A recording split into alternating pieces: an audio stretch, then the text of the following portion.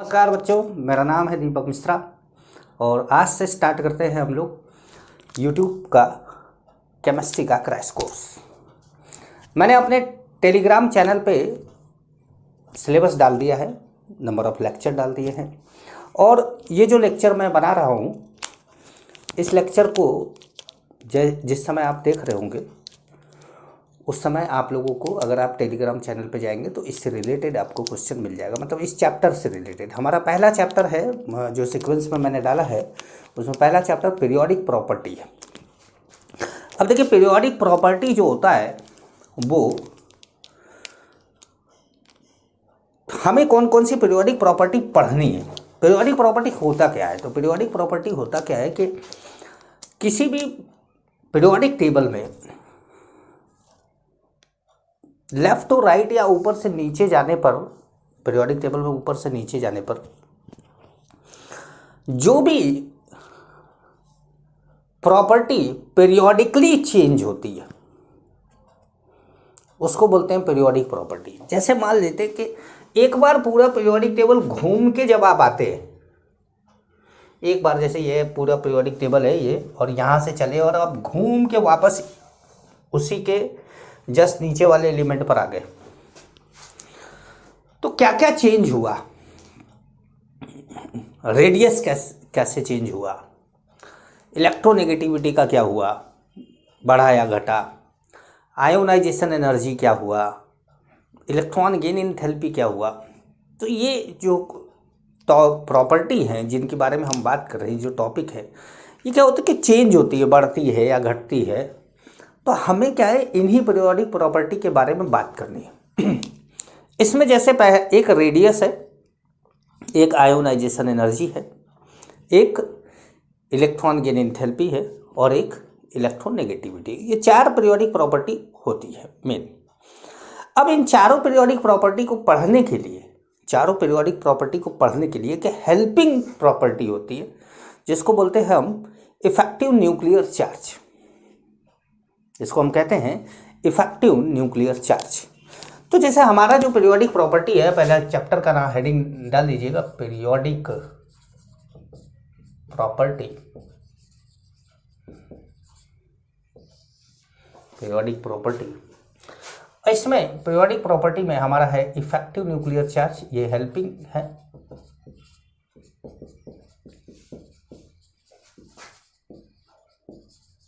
इसको हम Z effective से भी डिनोट करते हैं, ZEFF लिख देते हैं या पूरा इफेक्टिव लिख सकते हैं या जेड स्टार भी लिख देते हैं। दूसरा है एटॉमिक रेडियस, एटॉमिक रेडियस, अब इसको R से डिनोट करते हैं। तीसरा है आयोनाइजेशन एनर्जी, एंथैल्पी या एनर्जी, अब ये IE से डिनोट कर देते हैं इसको। फोर्थ है इलेक्ट्रॉन गेन एंथैल्पी, इसको डेल्टा HEG से डिनोट, EG मतलब इलेक्ट्रॉन गेन, डेल्टा H मतलब एंथैल्पी। और 5 जो होता है वो इलेक्ट्रोनेगेटिविटी होता है।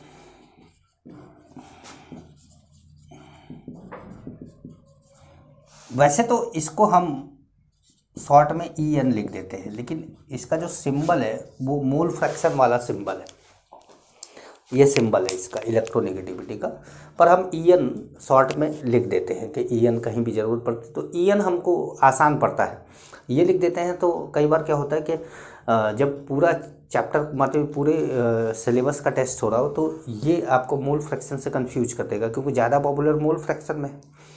और EN लिखने से क्या होगा कि इलेक्ट्रोनेगेटिविटी का क्लियर होता है कि इलेक्ट्रोनेगेटिविटी है ये। तो अब हम एक एक करके बात करते हैं इनकी कॉन्सेप्ट।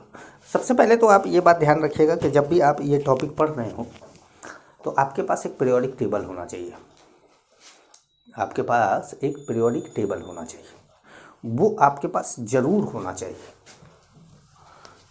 तो पीरियोडिक टेबल अपने पास रखे रहिएगा और हमेशा उसको जांच पड़ताल करते रहिएगा उसकी कि कैसे होगा क्या होगा।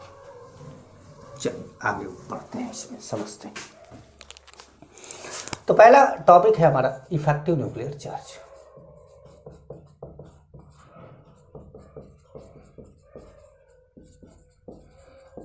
ठीक है, अब इफेक्टिव न्यूक्लियर चार्ज क्या होता है? तो कोई भी एलिमेंट, कोई भी एटम अपने आउटर मोस्ट इलेक्ट्रॉन को, आउटर मोस्ट सेल के इलेक्ट्रॉन को जितने प्रोटॉन से अंदर की ओर खींचेगा उसको बोलते हैं इफेक्टिव न्यूक्लियर चार्ज।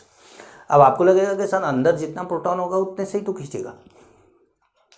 जितने प्रोटॉन से खींचने का क्या मतलब है?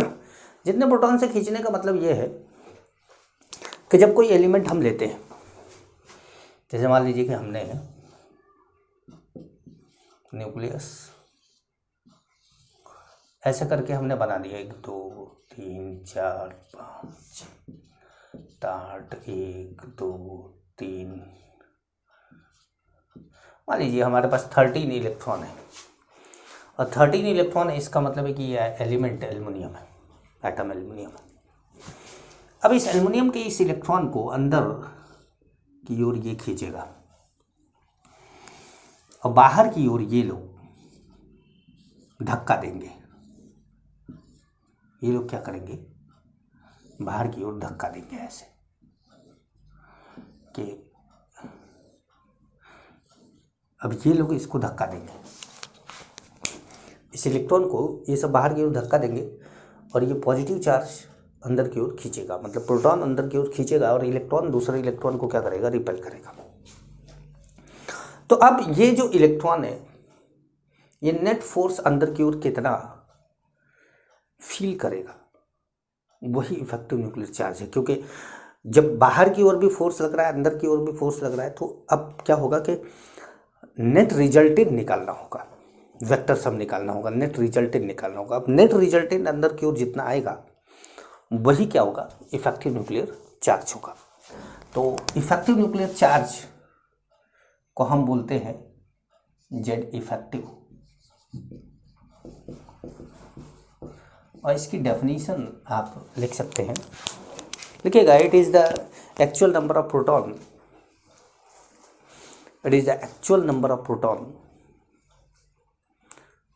which attract the electron of outermost cell. Actual number of proton which attract the electron of outermost cell. outermost cell के इलेक्ट्रॉन को जितना ज़्यादा अट्रैक्ट करे। ठीक है, तो अब जैसे जेड इफेक्टिव का अपना एक फॉर्मूला होता है जेड माइनस सिग्मा, ऐसे दिखा देते हैं। ठीक है, अब जेड इफेक्टिव तो क्या है? एक्चुअल नंबर ऑफ प्रोटॉन है। और जेड क्या है? जेड तो इसमें जितने प्रोटॉन पाए जा रहे थे वो है, मतलब एटॉमिक नंबर है। जेड क्या है यहाँ पर? एटॉमिक नंबर है।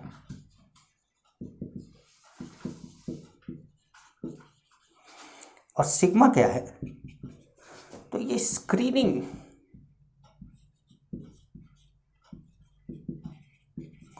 कांस्टेंट है,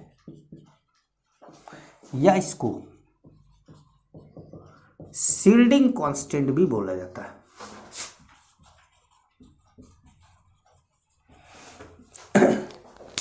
shielding constant, screening constant, shielding constant. तो इसमें एक पॉइंट लिखेगा, द वैल्यू ऑफ सिग्मा या स्क्रीनिंग कांस्टेंट आप लिख सकते हैं। The value of sigma is depends on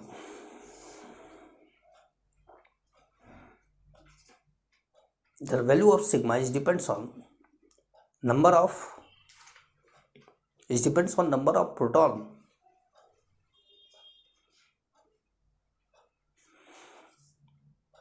which used to cancel, overcome लिख सकते हैं, which used to overcome the electron repulsion, used to overcome the electron repulsion। मतलब ये इलेक्ट्रॉन इलेक्ट्रॉन रिपल्सन, जैसे मान लीजिए कि अंदर की तरफ 13 प्रोटॉन है, आप जानते हैं ये एल्युमिनियम का एटॉमिक नंबर कितना है, 13 है, तो अंदर की तरफ 13 प्रोटॉन होंगे। तो बाहर की तरफ जब ये इलेक्ट्रॉन खींच रहे हैं, इसने इस इलेक्ट्रॉन को अंदर की तरफ अट्रैक्ट करने की कितनी टेंडेंसी को कम कर दिया। जैसे पहले तो ये कोई ना होता है तो 13 प्रोटॉन इसको अट्रैक्ट करते हैं, लेकिन ये लोग रिपेल करके यहाँ पर इस पीछे की तरफ इसके अट्रैक्शन को कम कर दिए। कितना कम कर दिए?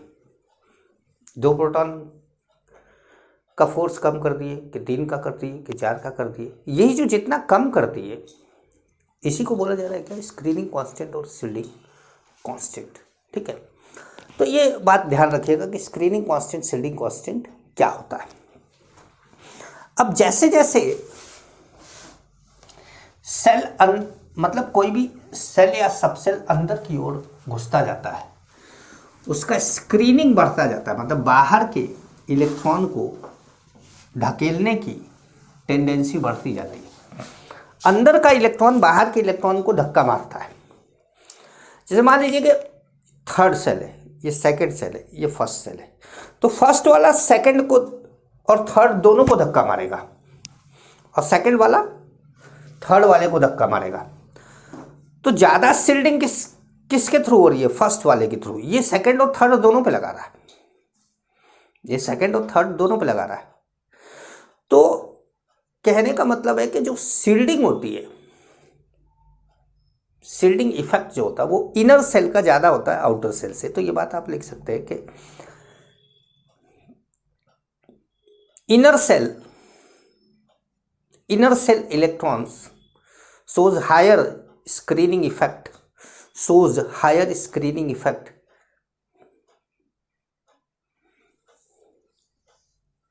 inner cell electron shows higher screening effect than outer, then penultimate and outer। penultimate का मतलब बाहर से थोड़ा सा अंदर, penultimate and outer। ठीक है, अब अगर सेम सेल हो, फॉर सेम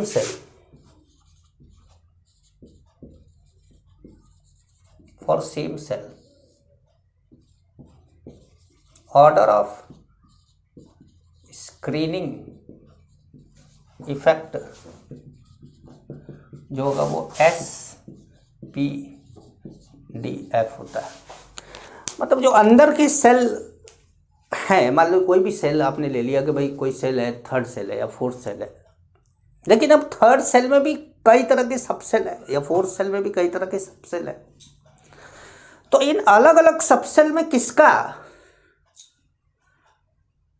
ज़्यादा स्क्रीनिंग इफेक्ट लग रहा है? तो ज़्यादा स्क्रीनिंग इफेक्ट लगता है किसका? S का, क्योंकि S is more closer to nucleus than P, और P is more closer to nucleus than D, and D is more closer to nucleus than F।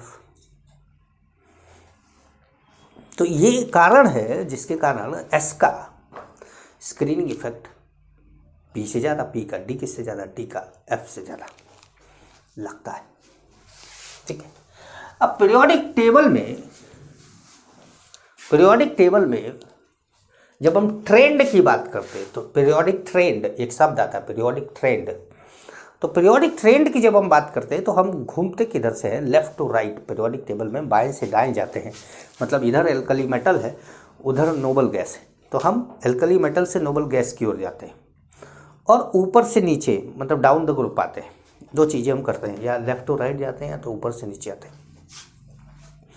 तो स्क्रीनिंग इफेक्ट जो होता है,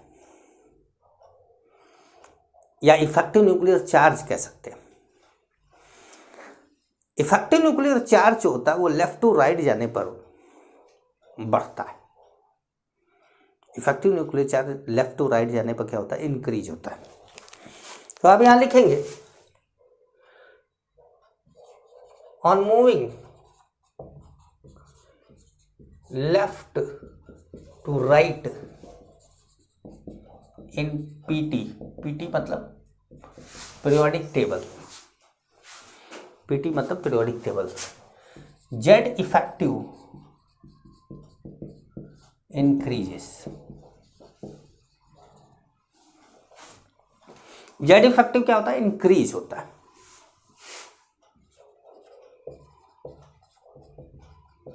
On moving down the group,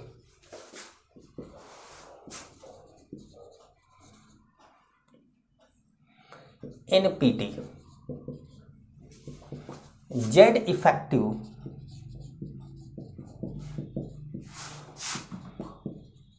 almost constant or increases, या तो constant होगा और increases और स्लाइट इंक्रीजेस,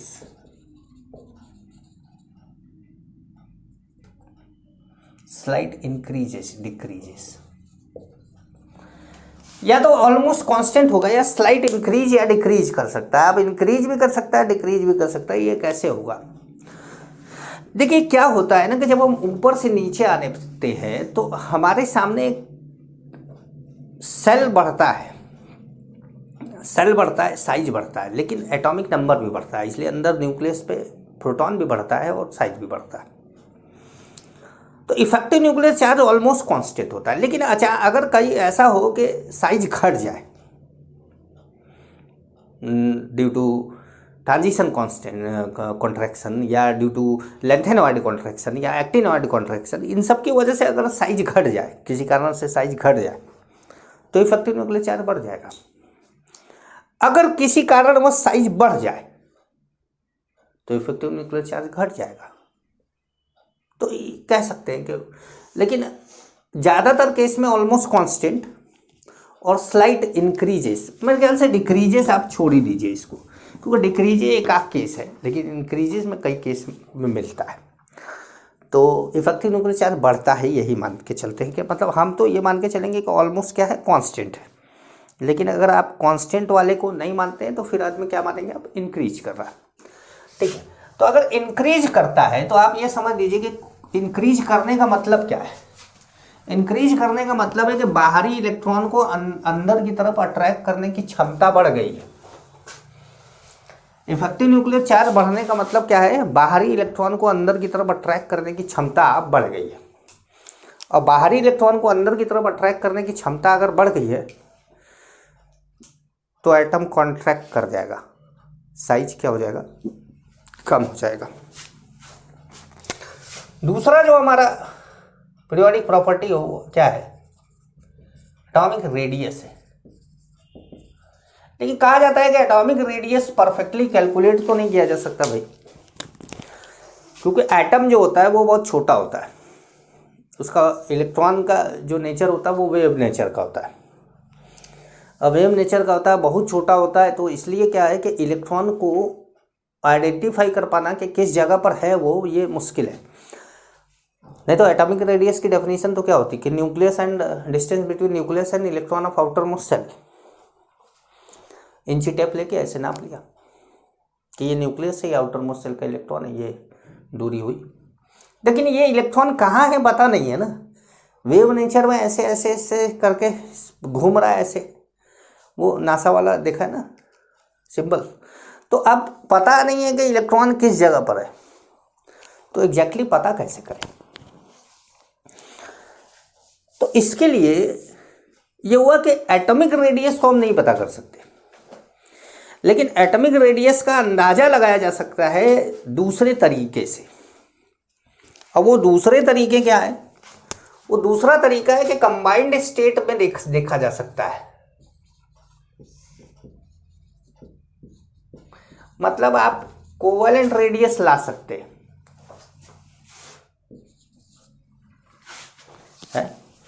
कोवेलेंट रेडियस ला सकते हैं आप वंडरवॉल रेडियस ला सकते हैं,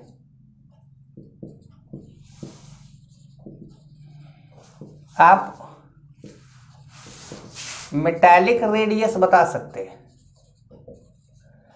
अब अगर वो आयनिक बॉन्ड बनाया हुआ है तो आप आयनिक रेडियस भी बता सकते हैं।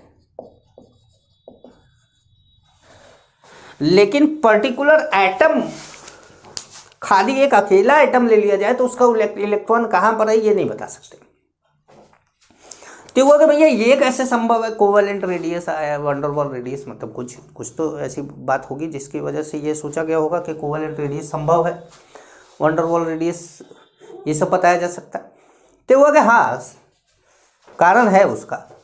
कारण ये है कि जो रदरफोर्ड थे ना, रदरफोर्ड, तो रदरफोर्ड ने जब अपना एटॉमिक मॉडल दिया था तो उन्होंने ये कहा था कि न्यूक्लियस होता है ना वो बीच में एक रिजिड पार्टिकल है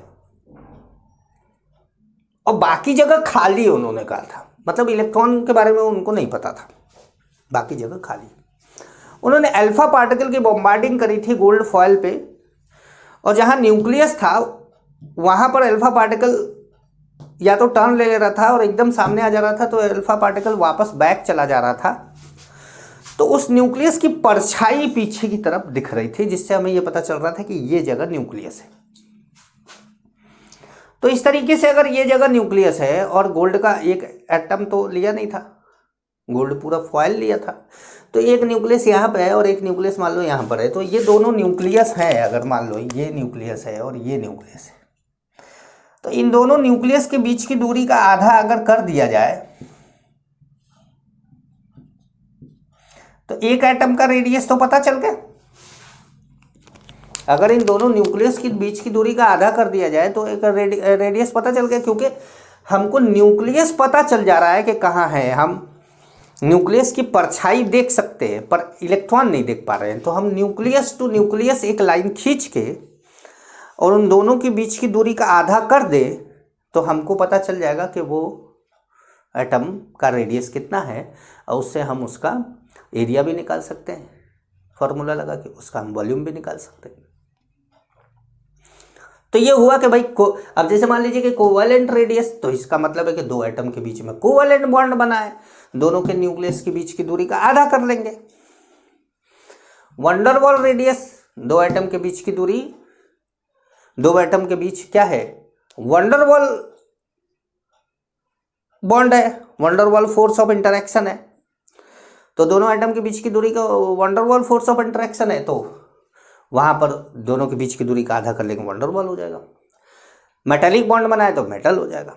अच्छा, आयनिक थोड़ा सा अलग हो जाता है, क्योंकि भाई कैटायन का अलग निकालना पड़ता है, एनायन का अलग निकालना पड़ता है। तो यहां पर बड़े आसानी से कोवेलेंट और वंडरवॉल, मेटालिक, रेडियस, ये सब बताया जा सकता है। अब तो जैसे इसमें सबसे पहले जैसे हम कोवेलेंट की बात करें,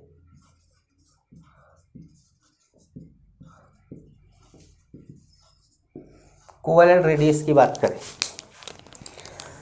तो अब कोवेलेंट रेडियस क्या है। जैसे मान लीजिए कि आपके पास एग्जांपल ले लिया आपने, अब कोवेलेंट रेडियस भी दो टाइप का है ना, ये गीला हो गया है मिटाते समय। कोवेलेंट रेडियस भी तो दो टाइप का है ना। जैसे फर्स्ट हमने ले लिया, क्या ले लिया, होमो एटॉमिक,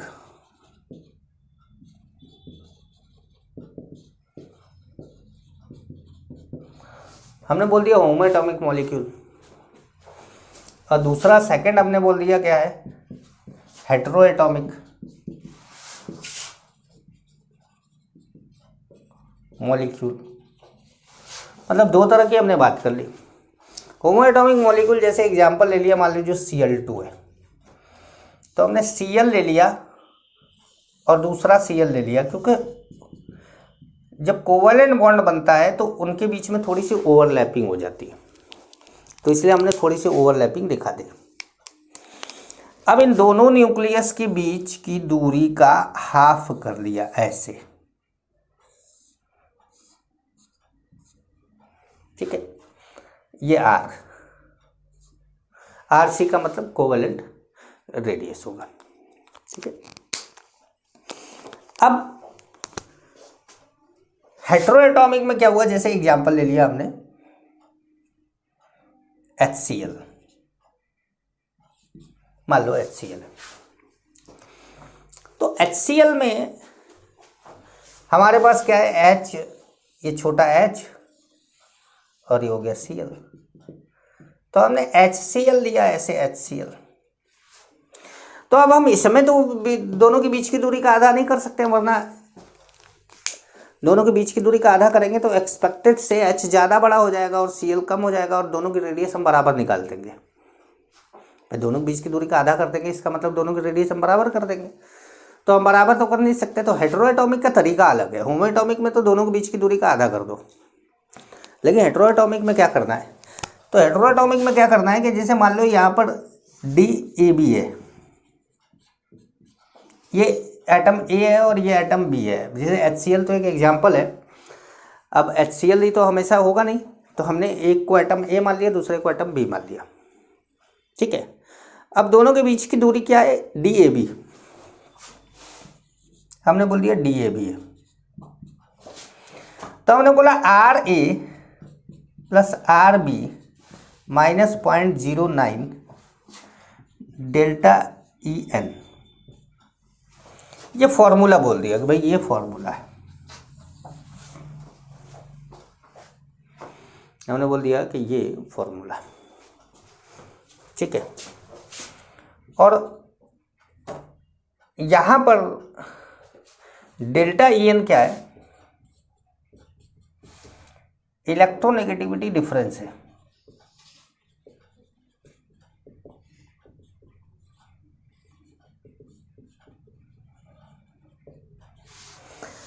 किसके किसके बीच, इलेक्ट्रोनेगेटिविटी डिफरेंस बिटवीन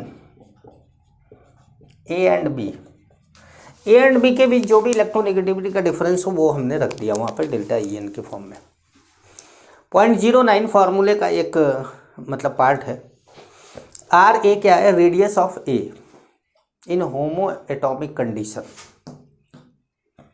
ठीक है। तो RA क्या लिखेंगे, covalent radius of A in homo atomic condition, covalent radius of A in homo atomic condition.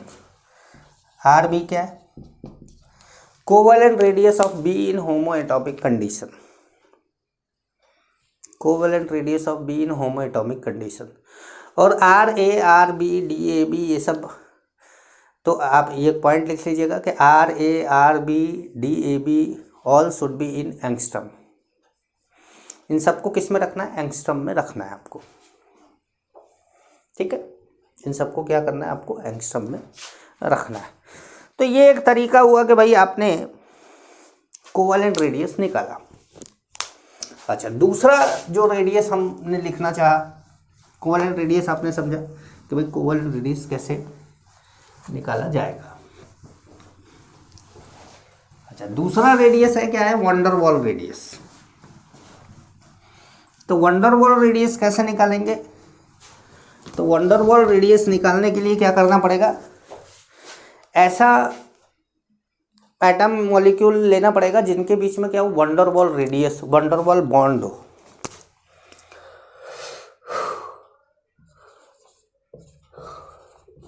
Wonder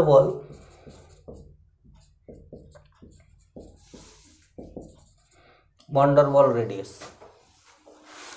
तो वंडर वॉल रेडियस कैसे निकालेंगे, जैसे एग्जाम्पल है, मान लो जैसे हीलियम है, नियॉन है, आर्गन है, क्रिप्टन है, जेनॉन है, N2 है, O2 है, Cl2 है, F2 है। जैसे मान लीजिए ये सब H2 है। हाइड्रोजन का वंडर वॉल रेडियस कितना होता है, 240 पिकोमीटर के आसपास होता है। तो अब हमने ले लिया जिसको,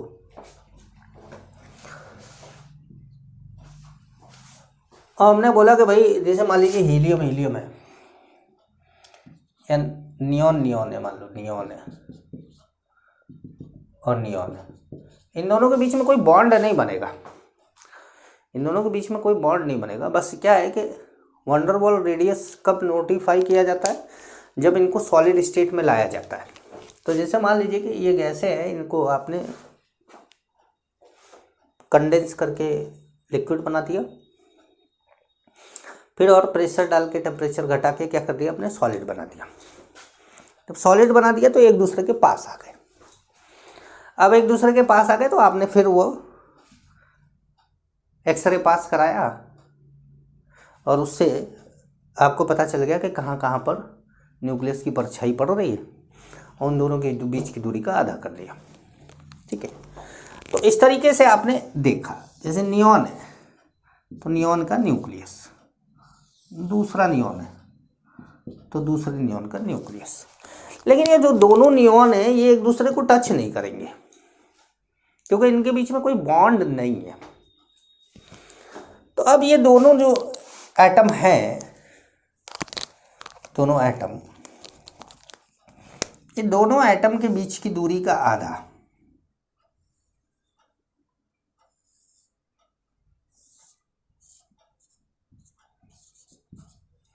ये क्या हो गया, वंडरवॉल रेडियस हो गया।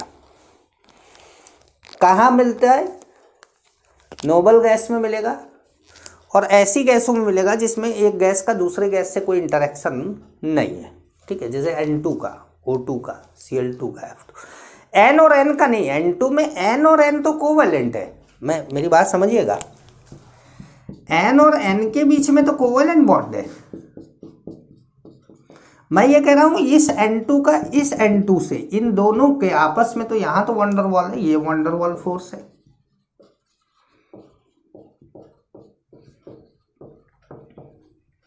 ये वंडरवॉल फोर्स। ठीक है, तो इनके बीच की दूरी का क्या कर लेंगे, हम आधा कर लेंगे और हमको क्या मिल जाएगा, वंडरवॉल रेडियस मिल जाएगा। अच्छा, तो तीसरा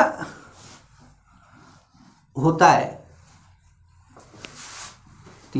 है जो वो था मेटालिक रेडियस। तीसरा क्या होता है, मेटालिक रेडियस। तो मेटालिक रेडियस क्या होता है, तो मेटालिक रेडियस देखिए आप लोगों को सॉलिड स्टेट में पढ़ाया जाता है। क्या BCC structure, body central cube, FCC या सिंपल क्यूबिक, इन सब का आप रेडियस का फॉर्मूला आपके बुक में दिया हुआ है। जैसे A√3/4 या A/2√2 या A/2, ये सब जो रेडियस का फॉर्मूला है ये सब मेटालिक के लिए बात होती है। तो ये जो मेटालिक रेडियस है इसमें क्या होता है कि एक एटम का दूसरे एटम के साथ मेटालिक बॉन्ड होता है।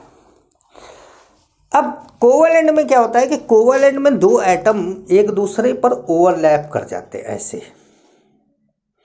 अब वंडरवॉल में ये एक दूसरे को टच भी नहीं करते। कोवैलेंट में ओवरलैप कर गया और वंडरवॉल में टच भी नहीं किया, लेकिन मेटालिक में ये टच करते हैं। मतलब ये वंडरवॉल से छोटा हो जाता है और कोवैलेंट से बड़ा हो जाता है। समझ गए? तो अब जैसे मेटालिक रेडियस में क्या होता है कि मेटल, एग्जांपल ले लिए माने आपने आयरन, तो आयरन का एक एटम दूसरे एटम से चिपका हुआ है। आप आयरन की एक रॉड ले लीजिए, आयरन का एटम दूसरे एटम से चिपका होगा और यहाँ पे आपने बना दिया Rm। M का मतलब कि आपको क्या करना है कि एक बात का बहुत अच्छी तरीके से ध्यान रखना है कि अगर आपको कोई बोले कि वंडरवॉल रेडियस किस फिजिकल स्टेट में चेक किया जाता है, तो आप बोलेंगे सॉलिड स्टेट में। दिमाग में आपके कन्फ्यूजन ये रह सकता है कि नोबल गैस है, गैसेस के बारे में बोला जा रहा है तो फिर गैसेस स्टेट होना चाहिए। नहीं, जब तक उनको सॉलिडिफाइड करके पास में नहीं लाओगे तब तक रेडियस नाप ही नहीं सकते हो। तो हमेशा जब भी बोला जाएगा वंडरवॉल रेडियस किस फिजिकल स्टेट में चेक किया जाएगा तो बोलोगे सॉलिड स्टेट में। ठीक है, हाँ, हमेशा एक बात और ध्यान रखोगे कि मेटल के लिए वंडरवॉल रेडियस नहीं बोला जाता। मेटल के लिए तो मेटालिक रेडियस बोला जाएगा। वंडरवॉल रेडियस बोला जाता है गैस के लिए, लेकिन लाया जाता है उनको पहले सॉलिड करके पास रखा जाता है तब निकाला जाता है। ठीक है, ध्यान रखिएगा। तो अब जैसे मान लीजिए कि हम बात करें कि पीरियोडिक ट्रेंड की, कि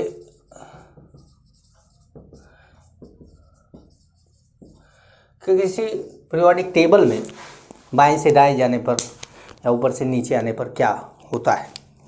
तो सबसे पहले बात करेंगे on moving left to right in PT,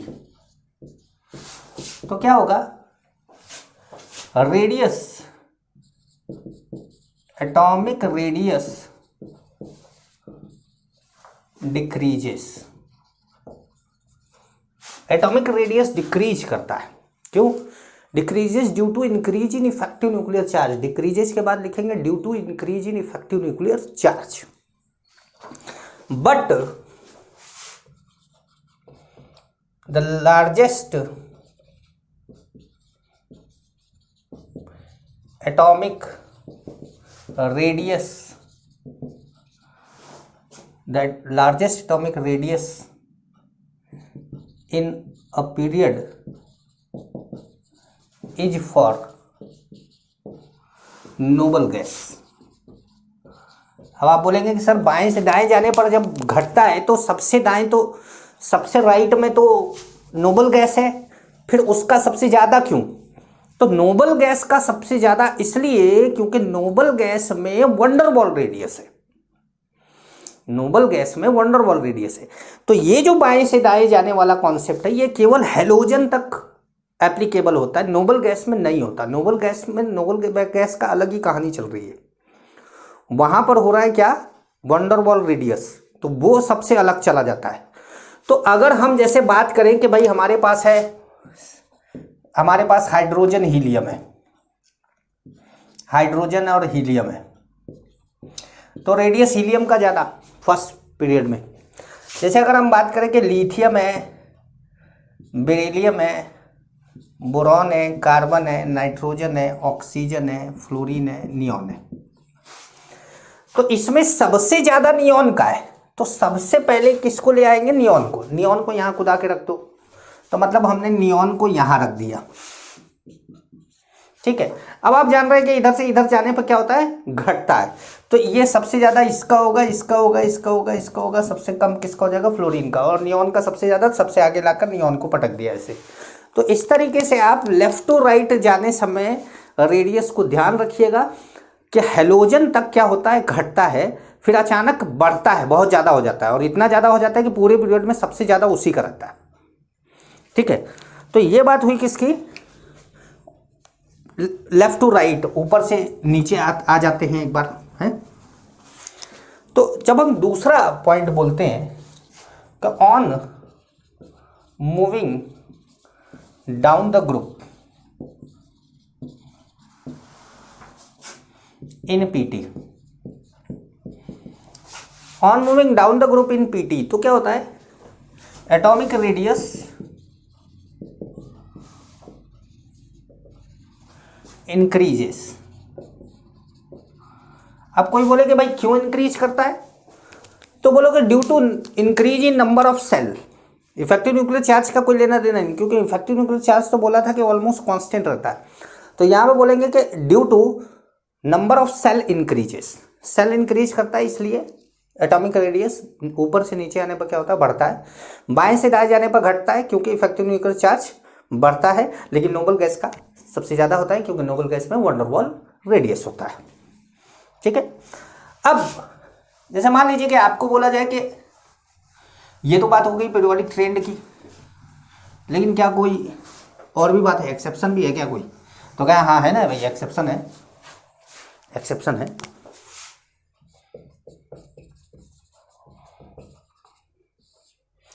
exception है पहला बोरॉन फैमिली, बोरॉन फैमिली में ही एक्सेप्शन है। अब जैसे बोरॉन फैमिली है तो बोरॉन फैमिली क्या होता है कि boron, aluminium, gallium, indium, thallium, ये ऊपर से नीचे आने पर क्या होना चाहिए, बढ़ना चाहिए। लेकिन इसका रेडियस इससे कम हो जाता है। गैलियम का रेडियस किससे कम है, एल्युमिनियम से कम है। तो हम बोलेंगे यहाँ पर जो रेडियस होता है वो boron, gallium, aluminium, indium, thallium, ठीक है। कोई बोले भाई क्यों कम होता है गैलियम का, तो बोलो ट्रांजिशन कॉन्ट्रैक्शन, पूरा नाम क्या है, जैसे लेंथेनॉइड कॉन्ट्रैक्शन, कॉन्ट्रैक्शन की स्पेलिंग पता है ना, तो वैसे बोलो ट्रांजिशन कॉन्ट्रैक्शन। ट्रांजिशन एलिमेंट होते हैं डी ब्लॉक के एलिमेंट, तो ट्रांजिशन कॉन्ट्रैक्शन इसका कारण है, ठीक है। अच्छा, ये तो हुआ बोरॉन फैमिली। दूसरा जो होता है एक्सेप्शन, वो होता है लेंथेनॉइड कॉन्ट्रैक्शन से। मतलब जो लेंथेनॉइड कॉन्ट्रैक्शन की वजह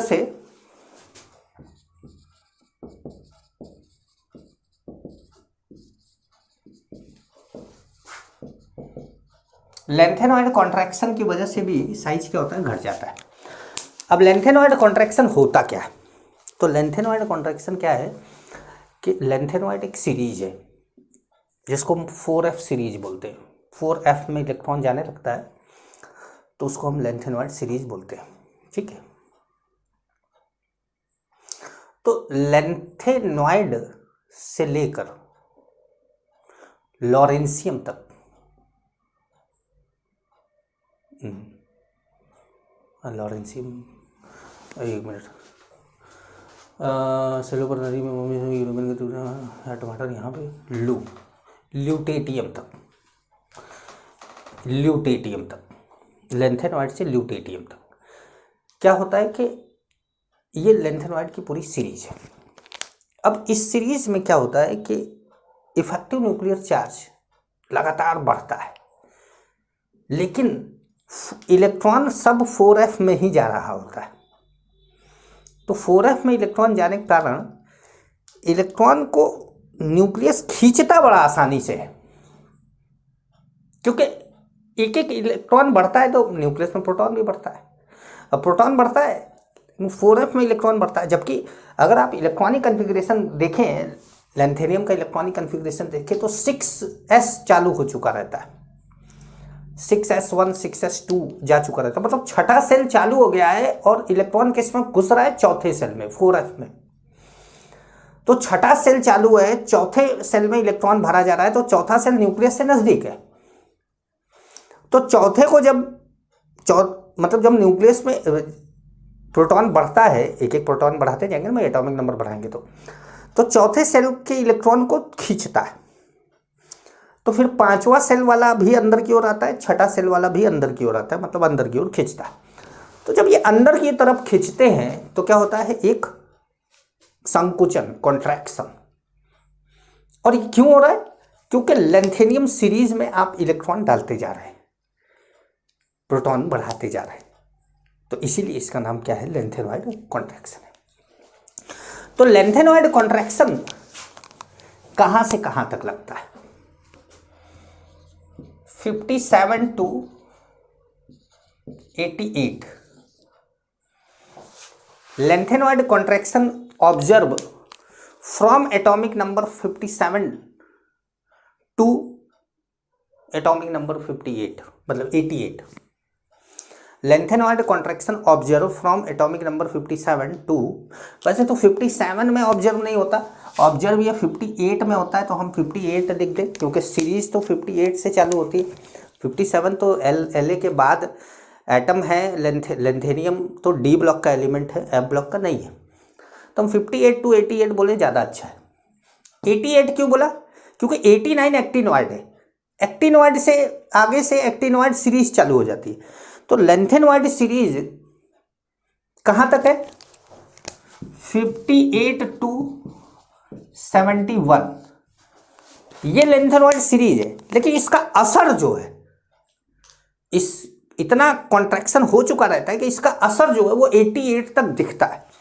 तो ये बोला जाता है कि ये लेंथेनॉइड सीरीज है, तो इसको बोला जाता है लेंथेनॉइड के साथ भी और लेंथेनॉइड के बाद भी, जिंदगी के साथ भी और जिंदगी के बाद भी। ऐसा आपने स्लोगन सुना होगा LIC का। तो वैसे यहाँ पर भी आप बोल सकते हैं कि लेंथेनॉइड कॉन्ट्रैक्शन कहाँ लगता है, तो लेंथेनॉइड के साथ भी और लेंथेनॉइड के बाद भी। लेंथेनॉइड के बाद का मतलब 72 से लेकर 88 तक लेंथेनॉइड के बाद भी है, और लेंथेनॉइड के साथ भी कहाँ से, 58 से लेकर 71 तक। तो यहाँ पर जो एलिमेंट आते हैं, जैसे 88 तक आ गया, ठीक है। अब इसके जस्ट बाद या 71 तक आ गया, मतलब लेंथेनॉइड सीरीज आ गई। लेंथेनॉइड सीरीज आने के बाद अब जो भी एलिमेंट आता है उसका साइज घटा हुआ रहता है पहले से। तो ऊपर से नीचे आते समय जैसे 71 के बाद 72 आए, तो 72 का साइज कम हो चुका रहता है, तो ऊपर से नीचे आते समय वो क्या रहता है कि साइज घटा रहता है।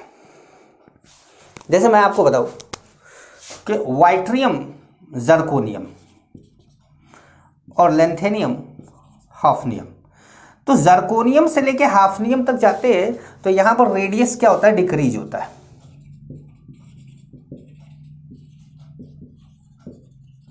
यहां रेडियस ऊपर से नीचे आ रहे हैं, रेडियस डिक्रीज कर रहा है due to lanthanide contraction. तो ये एक एक्सेप्शनल केस है कि ऊपर से नीचे आने पर रेडियस बढ़ना चाहिए लेकिन क्या हो रहा है, घट रहा है। ठीक है, तो ये क्या है, एक एक्सेप्शनल केस हो गया, समझ गए। तो ये बात हुई किसकी, रेडियस की। अभी तक हम बात कर रहे थे रेडियस की। अब हम बात करेंगे आयनिक रेडियस की कि आयनिक रेडियस क्या है। तो आयनिक रेडियस बड़ा सिंपल सा पॉइंट है, बहुत हाईफाई नहीं है। आयनिक रेडियस क्या होता है कि भाई आयनिक रेडियस, आयन दो तरह के होते हैं, एक होता है कैटायन, एक होता है एनायन।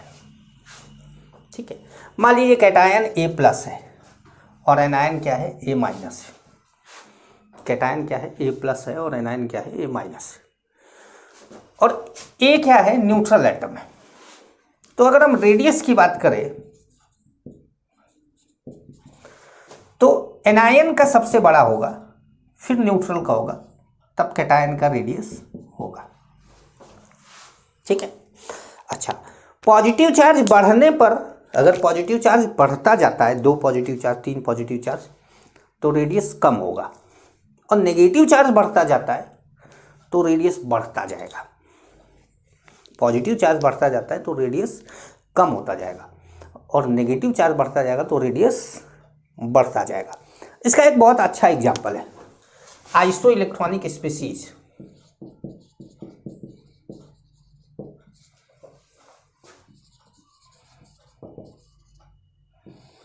ठीक है, तो यहां पर रेडियस कैसे देखते हैं, रेडियस देखते हैं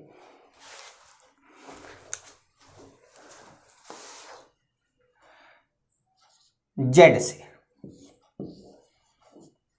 एटॉमिक नंबर से। एटॉमिक नंबर ज्यादा for iso electronic species, radius किससे देखा जाता है, जेड से। एटॉमिक नंबर ज्यादा तो रेडियस कम, सॉरी उल्टा हो गया, एटॉमिक नंबर ज्यादा तो रेडियस क्या है, कम। एटॉमिक नंबर ज्यादा तो रेडियस कम, उल्टा बोल रहे थे हम लोग। तो अब जैसे मान लीजिए कि हमारे पास कुछ एग्जांपल आपको लेके बताएं। जैसे सपोज कर लीजिए कि हमारे पास C4- है, N3- है, हमारे पास O2- है, हमारे पास Ne है, हमारे पास Na+, Mg2+, हमारे पास Al3+, Si4+ है। तो यहाँ पर एटॉमिक नंबर देखा जाए तो कितना है, 6 है, यहाँ पर 7 है, यहाँ पर 8 है, यहाँ पर 9 कहाँ गया, 9 है, यहाँ पे 10 है, 11 है, 12 है, 13 है, 14। और इस सब में इलेक्ट्रॉन अगर देखा जाए तो 10 है। 10 है मतलब आइसो इलेक्ट्रॉनिक है। अब सबसे कम एटॉमिक नंबर किसका, इसका, तो सबसे ज्यादा रेडियस भी इसी का होगा। एटॉमिक नंबर कम तो रेडियस ज्यादा, और सबसे ज्यादा एटॉमिक नंबर किसका, इसका, तो रेडियस सबसे कम उसका होगा। मतलब आइसो इलेक्ट्रॉनिक स्पीसीज जब भी आपको मिले जहां पे इलेक्ट्रॉन सेम हो, तो वहां आपको ये देखना है कि एटॉमिक नंबर किसका कितना है। एटॉमिक नंबर ज़्यादा है तो रेडियस कम होगा, एटॉमिक नंबर कम है तो रेडियस ज़्यादा होगा। समझ गए। तो ये बात हुई रेडियस की। अब हम लोग अगली क्लास में मिलेंगे तो बात करेंगे हम लोग अनायनेशन एनर्जी की, इलेक्ट्रॉन गेन एंथैल्पी की और इलेक्ट्रोनेगेटिविटी की। ठीक है, आज ये जो लेक्चर है, इस लेक्चर को, ये लेक्चर आपको मिलने से पहले आप लोगों को असाइनमेंट मिल जाएगा। उसमें असाइनमेंट में मैं सारी चीज़ें डाल दूंगा, अनायनेशन एनर्जी और ये सारी चीज़ें एक साथ डाल दूंगा, टॉपिक वाइज लिख दूंगा, आप लोग उसको कर लीजिएगा। ठीक है, नमस्कार।